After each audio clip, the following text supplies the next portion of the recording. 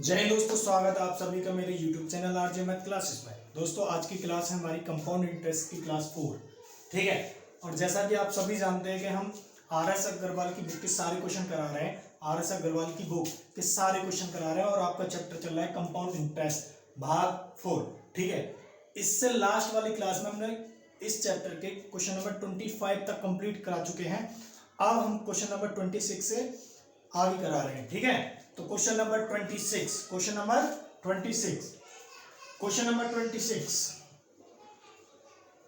देखिए, एक बार मैं क्वेश्चन को पढ़ रहा हूं, बाकी आप अपनी बुक में इस क्वेश्चन को देख सकते हैं।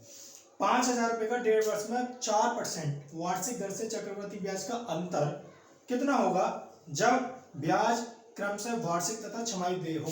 तो भाई ये कह रहा है कि प्रिंसिपल अमाउंट कितना दे रखा है, 5,000 रुपए। कितना दे रखा है? मूलधन है 5,000 रुपए। समय दे रखा 1.5 वर्ष। समय दे रखा 1.5 वर्ष। और भाई दर दे रखी है आपको, दर दे रखी है 4%।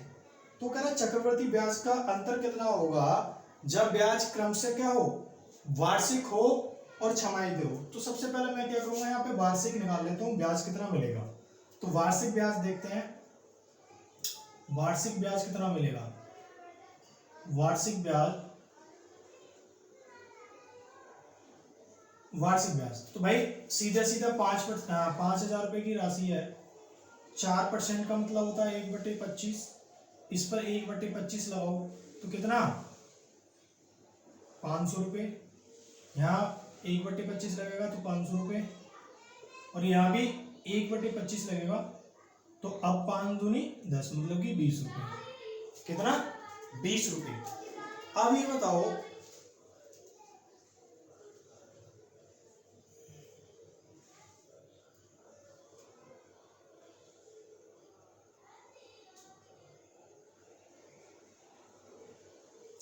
यहाँ 1/25 लगाएंगे, 25 सॉरी यहाँ पे 200 रुपये, 25 दूनी 50 मतलब कि 5,000 है, इसका 1/25 निकालेंगे, 25 दूनी 50 तो 200 रुपये का आ जाएगा। ठीक है। अब 200 पे लगाएंगे 1/25, 25 चौका 100 और 25 अट्ठे 200। ठीक है। अब हमारे पास वार्षिक रूप में अगर संयोजित ब्याज देखा जाए तो हमें 1.5 वर्ष का लेना है। ये 2 वर्ष का बना दिया हमने, तो 1.5 वर्ष का अगर लेंगे तो इसको क्या करेंगे, हाफ कर देंगे। इस लास्ट वाले साल को क्या कर देंगे, ब्याज हाफ कर देंगे। इसका कितना, 100 रुपया, और इसका कितना, 4 रुपये। तो टोटल 200, 300 और 4। तो वार्षिक रूप में अगर देखा जाए तो ब्याज हमें कितना मिलेगा, 304 रुपये। कितना? 304 रुपये। पर वो कह रहा है वार्षिक, और जब ब्याज कैसे हो, छमाही दे हो, तो दोनों का अंतर बताना है। तो अब क्या करेंगे, छमाही दे भी निकाल लेते हैं। जब छमाही दे होगी तो आपका समय कितना दे रखा है, समय दे रखा है 1.5 वर्ष। 1.5 वर्ष। तो अब नया समय कितना हो जाएगा, 3 वर्ष, क्योंकि भाई हर 6 महीने पे काउंट होगा ना ब्याज। तो 1.5 वर्ष में कितनी छमाही बैठेंगे, 3। तो इसका मतलब टाइम कितना होगा, 3 वर्ष। अब रेट की बात करें, दर दे रखी है 4%, और हर छमाही का लेना है तो इसका मतलब आधा लेना पड़ेगा। रेट कितना हो जाएगा आपका, नया रेट हो गया 2%। नया रेट कितना हो गया, 2%। अब 2% के रेट से 5,000 रुपये ब्याज निकालना है 3 वर्ष का। तो 2% की वैल्यू 1/50, 2% की वैल्यू कितनी हो जाएगी। ठीक है। तो अब इसमें 2% लगाओ, कितना होगा, कितना रुपये ब्याज मिलेगा, 100 रुपये। कितना ब्याज मिलेगा, 100 रुपये। दूसरी साल में लगाओ 2%, यहाँ भी 2%, तो यहाँ भी 100 मिलेंगे। फिर इस पे 2% लगाना, तो यहाँ पे 2 रुपये मिलेंगे। कितने, 2 रुपये मिलेंगे। अब तीसरे साल की बात करें तो यहाँ पे कितने मिलेंगे, 100 रुपये, पर इस पे भी 2 रुपये मिलेंगे। सब पे 2% लग रहा है, सब पे 2% है, यहाँ भी 2 रुपये मिलेंगे। अब इस पे भी क्या लगाना है, ये 2% सब पे ब्याज लगा। अब इस 2 रुपये पे भी तो कितना मिलेगा हमें, 2 रुपये पे भी 2% मिलेगा।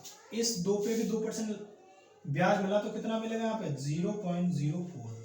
ठीक है। अब इसे ऐड करें, कितना हो गया, 100, 200, 300, 302, 4, 6। ठीक है। तो ये ब्याज आ गया 306.04। अब उसने हमसे क्या पूछा है, इस दोनों ब्याजों का अंतर ही तो पूछा है। तो अंतर कितना हो जाएगा भाई, 306.04 माइनस के 304। अब कितना आया आंसर इसका? आंसर आया 2.04 रुपीज। तो वार्षिक और छमाही देय जब ब्याज निकालेंगे तो उन दोनों का अंतर कितना आएगा? 2.04 रुपीज। तो बहुत सिंपल क्वेश्चन है, कुछ नहीं है। आपको मूलधन दे रखा है 5,000 रुपये, समय दे रखा है 1.5 वर्ष, दर दे रखी है 4%। अब वो कह रहा है अगर वार्षिक और छमाही देय ब्याज किया जाए, निकाला जाए तो उन दोनों ब्याजों का अंतर कितना होगा। ठीक है, ये बात है। तो हमने क्या किया, पहले वार्षिक निकाल दिया 5,000 रुपये पर 4% के रेट से 304 रुपये मिले। फिर हमने छमाही बनाया। छमाही में क्या होगा भाई, समय है 1.5 वर्ष, तो छमाही क्या होती है? हर 6 महीने पे। तो इसका मतलब 1.5 वर्ष में कितनी छमाही होंगी? 3। तो इसका मतलब समय हो गया 3 वर्ष, और दर कितना? 4। छमाही के लिए क्या हो जाएगा? आधा। तो दर कितनी हो जाएगी? नहीं, 2%। ठीक है, अब इस 5,000 रुपये पर 2% के हिसाब से ब्याज निकाल दो। ये फॉर्मेट आपको बनाना आता ही है, जो कि लास्ट वीडियो में मैंने बनवाया था। फर्स्ट वीडियो में भी सबसे पहले चैप्टर जब स्टार्ट किया था तो यही मैंने फॉर्मेट समझाया था, 2 साल के लिए, 3 साल के लिए। और जिसको ये फॉर्मेट ढंग से समझ में आता है वो सवाल आसानी से बना सकता है। ठीक है, तो ये ब्याज यहाँ से कैलकुलेट किया तो कितना है? 306.04। अब इन दोनों का डिफरेंस ही तो पूछा है, तो डिफरेंस कितना? 2.04 रुपीज। तो ये क्या होगा आपका? ये हो जाएगा आंसर इस क्वेश्चन का। ठीक है, चलिए नेक्स्ट क्वेश्चन।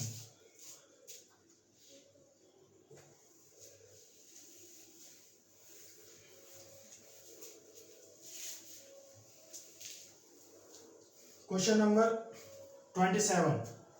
Question number 27। आज इस वाले चैप्टर को हम फिनिश कर देंगे, कंपाउंड इंटरेस्ट आपका कंप्लीट हो जाएगा।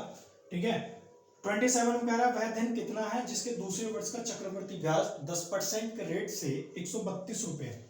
इसका मतलब आपको मूलधन तो निकालना है, मूलधन क्या करना है? निकालना है।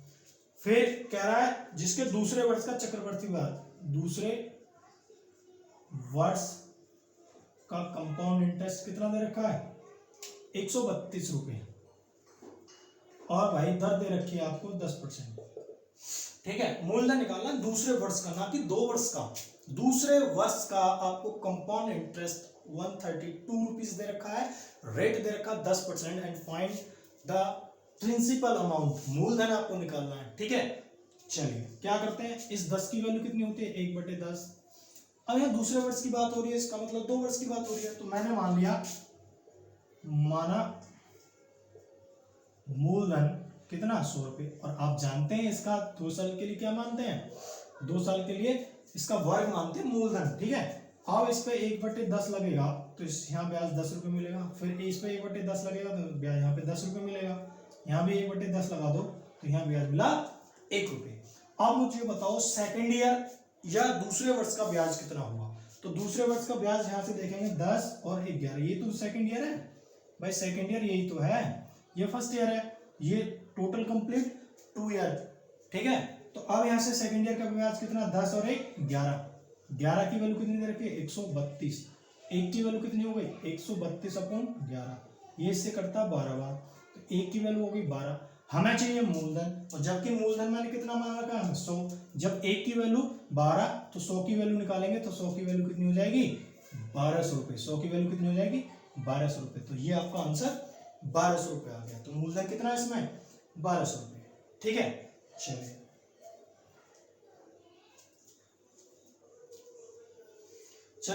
चलिए next question, question number 28। Question number 28। Question number 28। किसी धन पर, एक बार मैं क्वेश्चन पढ़ रहा हूं, आप सब भी अपनी बुक में क्वेश्चन पढ़ सकते हैं। Question number 28।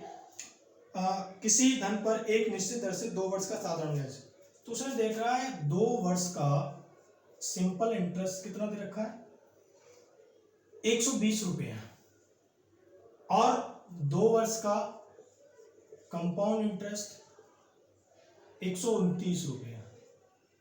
ब्याज की दर बतानी है।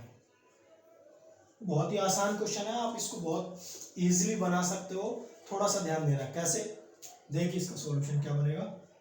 भाई दर पूछा हमसे, और आप जानते हो साधारण ब्याज प्रत्येक वर्ष के लिए समान होता है, बराबर होता है। ठीक है, 2 वर्ष का फॉर्मेट आपको मैंने बना के ये दिखाया होगा कि कोई प्रिंसिपल अमाउंट है, इस पे 8% के रेट से ₹1 ब्याज मिलता है। सेकेंड ईयर में भी सेम रेट से क्या है? सेम मिलेगा। पर जब ब्याज पे ब्याज मिलेगी तो यहाँ पे क्या मिलेंगे 20 रुपये। तो अब ये बताओ, ये फर्स्ट ईयर का सिंपल इंटरेस्ट, ठीक है, ये सेकंड ईयर का, और टोटल इसको ऐड कर दोगे तो आपका मिलेगा कंपाउंड इंटरेस्ट फॉर 2 ईयर। अब एक बात बताओ, 2 साल का साधारण ब्याज कितना है 120 रुपये, तो एक वर्ष का सिंपल इंटरेस्ट कितना होगा, इसका हाफ कितना 60 रुपये। तो एक बात बताइए भाई, ये 60 रुपये यहाँ मिले, ये 60 रुपये यहाँ मिले 120, और इन दोनों में डिफरेंस कितना है 9 रुपये का। तो ये 9 रुपये आपको यहाँ पे प्राप्त हो रहे होंगे, जो 9 रुपये मिल रहा है वो 9 रुपये आपको यहाँ पे प्राप्त हो रहे हैं। अब देखो 2 साल का सिंपल इंटरेस्ट यही तो होगा 60 120, ठीक है, और 2 साल का कंपाउंड इंटरेस्ट अगर आप चेक करेंगे तो 60 120 प्लस 9 कितना हो गया 129 हो गया। अब एक बात बताओ, ये जो 9 रुपये हैं इस 60 रुपये पे तो मिले, तो हम रेट यहाँ से बना सकते हैं। दर कितनी हो जाएगी, दर इज इक्वल टू 9 रुपये किस पे 60 पर इंटू 100, 0 से 0 कैंसिल, 3 तिया 9, 3 दूनी 6, 2 पंजे 10, 5 तिया 15। तो दर आपकी कितनी आ गई, दर आ गई भाई 15%। दर कितनी आ गई 15%। ये हो गया आपका आंसर, बहुत इजी क्वेश्चन है, ठीक है। तो दर कितनी आ गई आपकी 15%। चलिए नेक्स्ट क्वेश्चन पे चलते हैं भाई। इंस्टॉलमेंट जिसे हम बोलते हैं किस्त, इंस्टॉलमेंट क्या होती है, किस्त क्या होता है भाई। जब हम किसी की किस्त भरते हैं, किसी चीज की, किसी प्रोडक्ट की, तो प्रत्येक किस्त में आप मूलधन प्लस ब्याज ये दोनों चीजें तो भरते हो। तो उस, और जबकि हमारा मिश्रधन क्या होता है, मिश्रधन भी तो यही होता है। मिश्रधन क्या होता है, मूलधन प्लस ब्याज, और किस्त भी कैसे पे कर रहे हो, किस्त मूलधन प्लस ब्याज। तो मैं ये कह सकता हूं जो किस्त है उसमें आप कुछ मूलधन पे कर रहे हो, कुछ ब्याज पे कर रहे हो, ठीक है। और ये भी कि आप हर किस्त क्या करते हो, बराबर पे करते हो, हर किस्त क्या करते हो, समान पे करते हो। तो जो अगला जो क्वेश्चन है वो क्या, इंस्टॉलमेंट पे बेस है, किस्त पर बेस है, ठीक है। तो कैसे है क्वेश्चन, 1025 रुपये का ऋण कितना है 1025 रुपये का ऋण है, 1025 रुपये का ऋण है। कितनी किस्तों में, 2 बराबर किस्तों में, कितनी 2 बराबर किस्तों में चुकाना है, और चक्रवर्ती ब्याज की दर दे रखी है आपको 5%। तो प्रत्येक किस्त का मान, प्रत्येक किस्त का मान ज्ञात करना है, प्रत्येक किस्त का मान ज्ञात करो, प्रत्येक किस्त का मान क्या करना है, ज्ञात करना है। तो एक बात बताओ भाई, प्रत्येक किस्त बराबर होती है, तो सबसे पहले मैं क्या करूंगा, इस 5% की वैल्यू कितनी होती है 1/20, ठीक है। तो यहां लिख लेता हूं मैं प्रिंसिपल अमाउंट, और यहां लिख लेता हूं किस्त या इंस्टॉलमेंट, ठीक है। तो जब पहली किस्त होगी, अगर मूलधन 20 है तो किस्त आपकी कितनी होगी 21, ठीक है। और सेकंड की बात करें, ये अगर 400 है, हमेशा इसका क्या लेंगे, वर्ग लेंगे, ठीक है, वर्ग लेंगे। तो ये 400 है तो ये कितना होगा 421। अब एक बताओ, किस्त आपने यहाँ पे लिखा है कि प्रत्येक किस्त क्या होनी चाहिए, प्रत्येक किस्त का मान बराबर होना चाहिए, प्रत्येक किस्त का मान बराबर होना चाहिए। तो आप यहाँ पे गौर से देखिए, यहाँ क्या प्रत्येक किस्त का मान आपका बराबर है भाई। यहाँ पे पहली किस्त कितनी 21 की, दूसरी कितनी है 441 की। तो अकॉर्डिंग टू क्वेश्चन हमें क्या करना है, पहले किस्त बराबर करनी है। तो इन दोनों को बराबर करें, तो यहाँ से 1 से मल्टीप्लाई कर दो, तो ये 1 की मल्टीप्लाई यहाँ भी होगी। यहाँ कितने से मल्टीप्लाई 21 से मल्टीप्लाई, तो यहाँ भी कितने से 21 से मल्टीप्लाई, ठीक है। इसको सॉल्व करेंगे तो 21 दूनी 42, 420, इसको किया तो केवल 400, ठीक है। अब मुझे बता दो, अगर आपका मूलधन कितना है, ऋण कितना है 420 और 400 820, तो एक किस्त कितने की बन रही है 441 की, ठीक है। और जबकि हमें क्या दे रखा है, हमें ऋण दे रखा है 1025 रुपये, कितना दे रखा है 1025 रुपये। इसकी वैल्यू कितनी है 1025 रुपये, तो कितने गुना होता है 1.25 गुना। तो इसको भी कितना कर दो 1.25 गुना, ठीक है। तो इसका आंसर कितना आ गया, इसका आएगा 551.25। प्रत्येक किस्त का मान कितना होगा 551.25। प्रत्येक किस्त का मान कितना होगा 551.25। ये आपका आंसर हो जाएगा। अब इस तरीके के जो क्वेश्चन आते हैं उसमें या तो आपको ऋण गिवन होगा, ऋण दे रखा होगा, किस्त की वैल्यू पूछेगा, या इसका जस्ट अपोजिट क्या बनेगा कि आपको किस्त की वैल्यू पहले दे रखी होगी और आपसे जो ऋण है वो पूछ लेगा। ठीक है, तो इस वाले क्वेश्चन में आपको ऋण दे रखा था 1025 रुपए और किस्त की वैल्यू पूछी थी कि प्रत्येक किस्त कितने की होगी। ठीक है, चलिए नेक्स्ट क्वेश्चन करते हैं।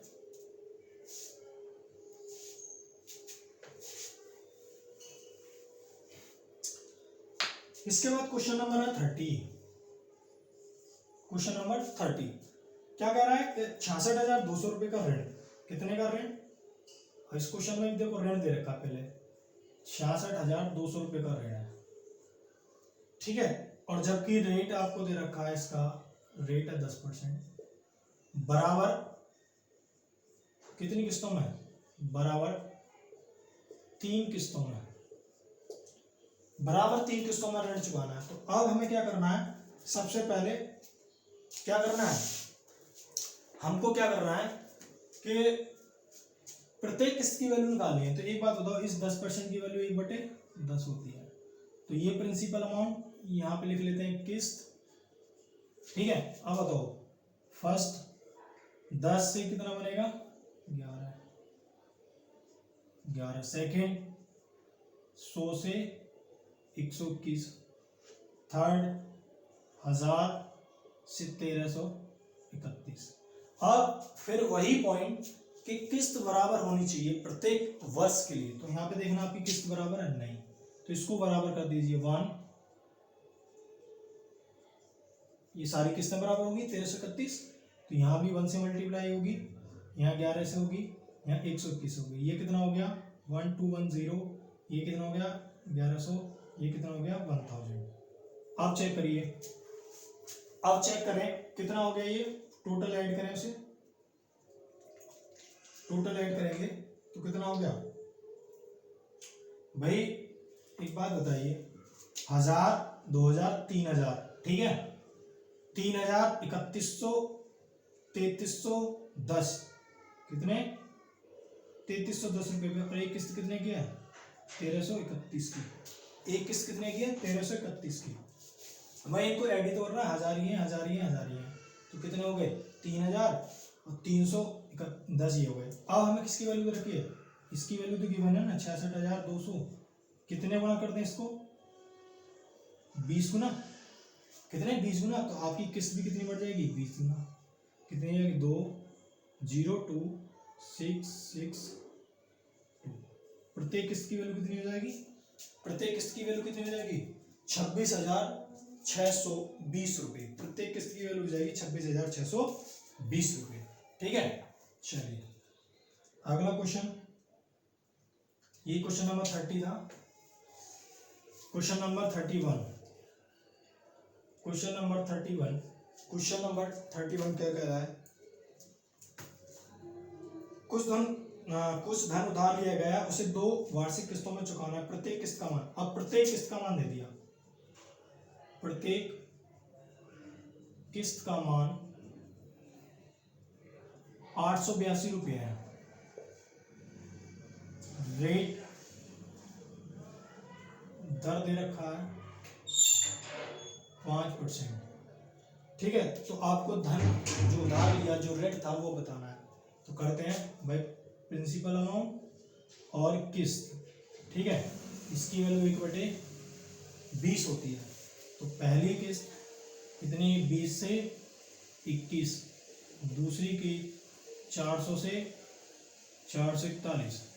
ठीक है, अब हमें प्रत्येक किस्त बराबर करनी है, 1 से मल्टीप्लाई, यहाँ 21 से मल्टीप्लाई, यहाँ भी 1 से मल्टीप्लाई होगी, यहाँ भी 21 से, ये कितना हो गया 420, ये कितना हो गया 400, ऐड करें 820, तो प्रत्येक किस्त का मान कितना 441, बट हमें प्रत्येक किस्त की वैल्यू दे रखी है कितनी आपके 882, ये कितने गुना होगी 2 गुना, तो आपका रेट भी 2 गुना हो जाएगा, कितना हो जाएगा 0 16, कितना हो जाएगा 1640 रुपये। प्रत्येक किस्त की वैल्यू अगर 882 रुपये है, तो आपका जो ऋण होगा, देय ऋण होगा, वो 1640 रुपये होगा। ठीक है, चलिए अब इस वाली एक्सरसाइज का ये लास्ट क्वेश्चन है, इसके बाद आपका ये चैप्टर कंपाउंड इंटरेस्ट कंप्लीट हो जाएगा। ठीक है, लास्ट क्वेश्चन है 32, क्वेश्चन नंबर 32। एक पेड़ की ऊंचाई प्रति वर्ष 1/8 गुना वृद्धि होती है। यदि अब पेड़ की वर्तमान ऊंचाई दे रखी है, वर्तमान ऊंचाई, पेड़ की वर्तमान ऊंचाई कितनी है 64 सेंटीमीटर, और प्रत्येक वर्ष कितना 1/8 गुना वृद्धि हो जाती है, गुना वृद्धि होती है। तो आफ्टर 2 ईयर, 2 वर्ष बाद पेड़ की ऊंचाई, तो एक बात बताओ 8, अब देखो वर्तमान ऊंचाई और 2 वर्ष के बाद की ऊंचाई, तो वर्तमान 8 है तो 1 9, ऐसे तो रेशियो बढ़ेगा भाई, कांस्टेंट रेशियो बढ़ेगा। 2 वर्ष बाद पूछा तो कितना होगा 8 से 9, 8 से 9, ये कितना होगा 64, ये कितना हो गया 81। तो वर्तमान ऊंचाई कितनी दे रखी है 64, तो कितने गुना होगी, तो 2 वर्ष के बाद भी कितनी होगी 1 गुना, तो कितनी हो जाएगी 81 सेंटीमीटर।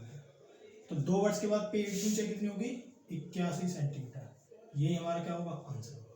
ठीक है, चलिए ठीक है, चलिए आज की क्लास खत्म, और ये आपका चैप्टर भी कंपाउंड इंटरेस्ट का कंप्लीट। इसके अलावा अगर किसी के पास कोई क्वेरी हो या कंपाउंड इंटरेस्ट या सिंपल इंटरेस्ट से कोई भी रिलेटेड क्वेश्चन हो तो आप हमें कमेंट कर सकते हैं। ठीक है, और नेक्स्ट जो क्लास होगी कोई दूसरा टॉपिक स्टार्ट करेंगे।